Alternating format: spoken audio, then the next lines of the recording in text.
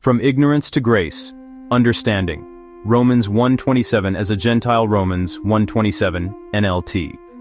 27. And the men, instead of having normal sexual relations with women, burned with lust for each other. Men did shameful things with other men, and as a result of this sin, they suffered within themselves the penalty they deserved. Message. I was born in a Buddhist family, and for many years I refused to change my religion. When I was 15, I became mysteriously sick for 3 years. At 18, I was converted to Christianity. But when I didn't know the law of Moses written in the Old Testament, I was ignorant of many sins. Decades later, I decided to read Leviticus, Numbers, and Deuteronomy carefully. When I read Leviticus 5 and 15, I learned about the guilt of uncleanness for the first time. I discovered when I would become unclean and how long the uncleanness would last.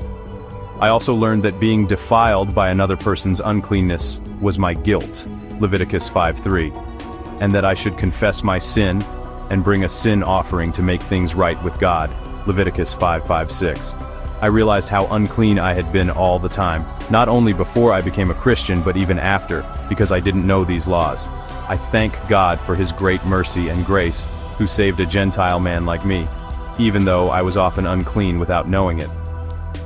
When I read today's passage, Romans 1:27, NLT, I deeply understand how ignorant the Gentiles can be, because they don't know God's law. Just as I once lived in ignorance, so many live today without understanding what God calls sin. But now, through Christ, I have come to know the truth.